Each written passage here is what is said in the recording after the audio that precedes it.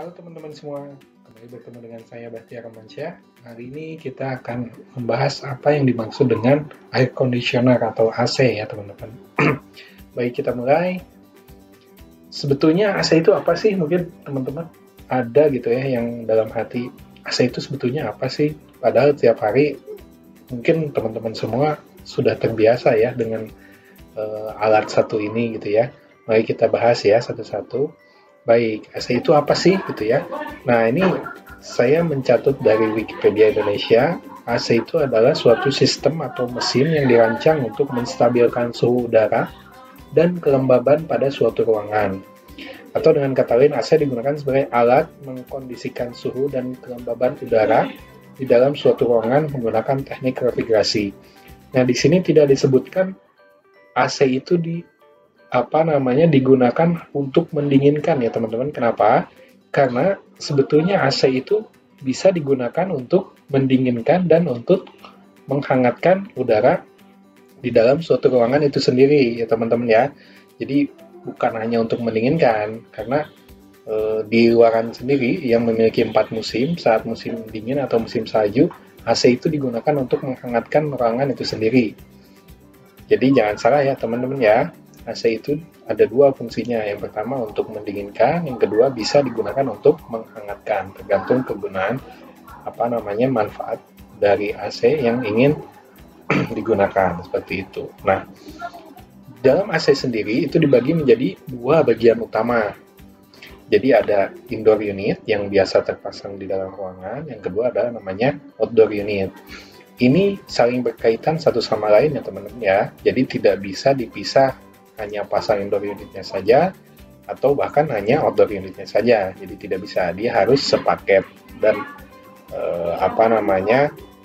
tidak bisa dipisahkan seperti itu. Oke, kita lanjut.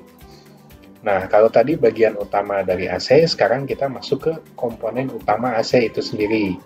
Baik, di komponen utama AC itu ada 4. Yang pertama adalah kompresor. Ini kompresor itu bagian paling penting di dalam AC atau sistem refrigerasi ya teman-teman. Dia diumpamakan sebagai jantung dalam tubuh manusia, di mana jantung berfungsi untuk mensirkulasikan darah ke seluruh tubuh. Untuk kompresor sendiri, dia berfungsi untuk mensirkulasikan freon ke dalam seluruh sistem sampai kembali lagi kepada dia sendiri gitu.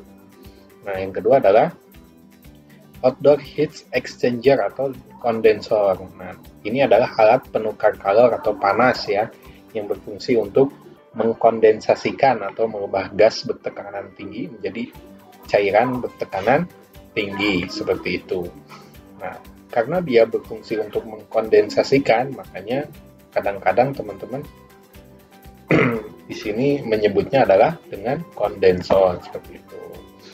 Ketiga adalah expansion atau capillary tube ya. Dia berfungsi untuk menurunkan tekanan serta mengontrol jumlah freon atau refrigeran yang masuk ke evaporator. Jadi nanti prosesnya itu dari kompresor masuk ke kondensor, masuk ke expansion, masuklah ke komponen utama terakhir yaitu disebut evaporator atau beberapa brand menyebutnya indoor heat exchanger ya teman-teman.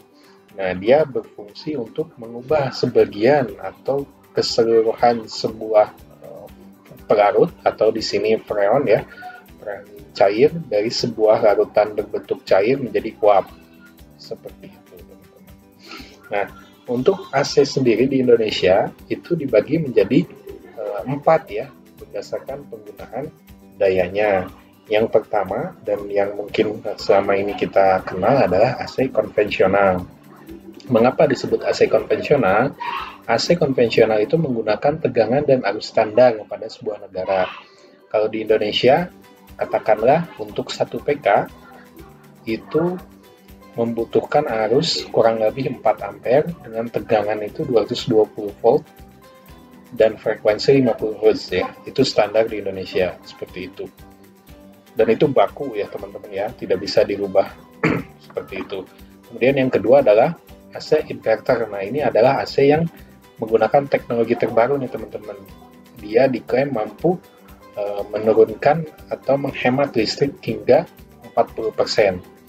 Nah, Kenapa bisa? AC ini menggunakan sebuah perangkat kontrol tambahan pada unit outdoor sehingga mampu mengontrol kecepatan kompresor sesuai kinerja yang diinginkan. Seperti itu. Nah, cara kerjanya seperti apa? Nanti kita bahas di kesempatan yang lain ya teman-teman ya. Baik, kita lanjut ke nomor 3 yaitu AC low watt. Nah, AC low watt ini kadang-kadang salah diartikan nih dengan AC inverter ya teman-teman ya. AC low watt sendiri itu merupakan AC yang mampu beroperasi dengan kondisi daya rumah yang sangat terbatas. Jadi, contohnya untuk 1 PK, katakanlah jika AC konvensional butuh 4 ampere, untuk AC low watt ini mungkin bisa di bawah 3 ampere, teman-teman gitu. Untuk hasil dinginnya seperti apa? Ya, sesuai lah. Maksudnya daya yang kecil dia pasti membutuhkan waktu lebih lama untuk mendinginkan suatu ruangan. Kemudian selanjutnya adalah AC low voltage. Kebalikan dari AC low watt, jika AC low watt dia beroperasi dengan daya rumah yang terbatas, untuk AC low voltage dia AC yang mampu beroperasi dengan kondisi tegangan rendah seperti itu. Nah, karena kita tahu di beberapa daerah di Indonesia khususnya ada beberapa daerah yang memiliki tegangan yang cukup rendah ya, sehingga AC-AC konvensional tidak mampu beroperasi di sana. Nah, maka diciptakanlah AC low voltage seperti itu. Hasil dinginnya seperti apa? Tidak berbeda jauh dengan AC low watt ya teman-teman. Karena dengan kondisi tegangan rendah sehingga kompresor pun berjalan tidak maksimal, sehingga mungkin untuk mendinginkan suatu ruangan dia membutuhkan waktu yang lebih lama dibandingkan jika kita menggunakan AC konvensional dan AC inverter seperti itu. Itu aja teman-teman dari saya. Mungkin jika ada pertanyaan atau sesuatu yang ingin ditanyakan, silakan langsung share komen ya teman-teman ya. Baik, terima kasih. Silakan di-share, di komen, dan di-like ya teman-teman. Jangan lupa di-subscribe. Terima kasih. Thank you.